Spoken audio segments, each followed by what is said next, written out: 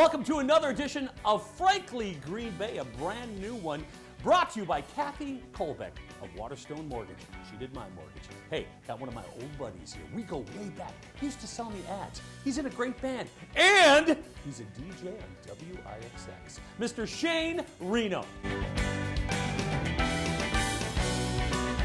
Hey, welcome to another edition of Frankly Green Bay. Got my old buddy Shane Reno here. Let's do one of these. Yes, we can. Hi, everybody. How you doing, man?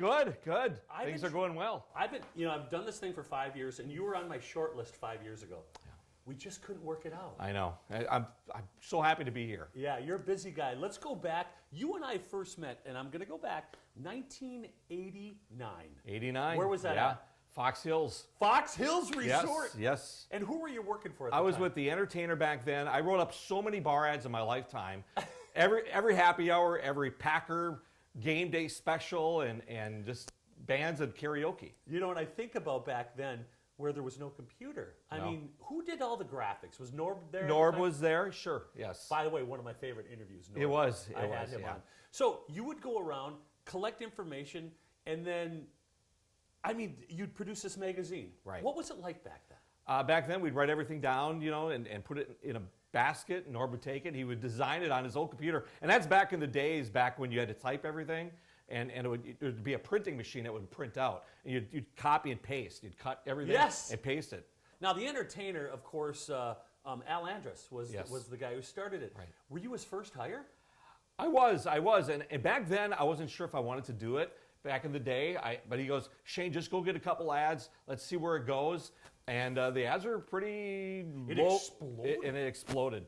It was probably one of the best decisions I ever did was go on with Al. Let's go back to The Entertainer. Al Andrus started that. When did it actually start?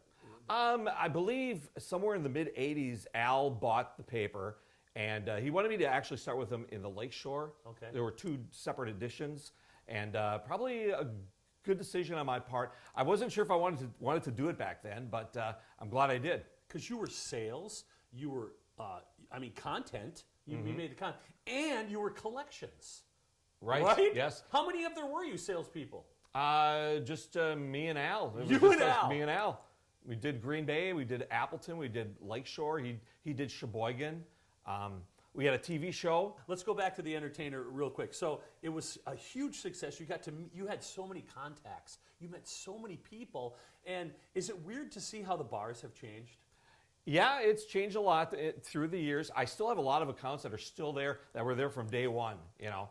From day one. From day one. You did every one of mine. We did, first it was Fox Hills, then it was Purcell's and the Radisson, yes. Doc's Comedy Club, Herman's Post, and of course, wherever else I went after that, but there was a lot of them. Right. Wow, I paid you a lot of money. You were always into music and you were into radio. Let's talk about DJing. When did you think you wanted to be a radio DJ? When I was just a kid, I bought this thing from, I think it was from Radio Shack. It was a AM radio station and it covered like one block.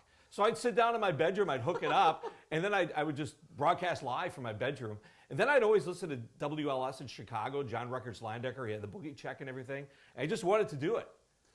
And you did, tell me if I'm saying this right, you were 15 and you were doing Casey Kasem's Top 40. Where was this I at? talked the radio station at 15Q, which is WQTC in Two Rivers, begging them to let me run Casey Kasem's American Top 40. So my job would be to queue up the album and just run the station, read the weather once an hour. Hey, join us next week as we talk to Shane about other businesses and things he's doing right now.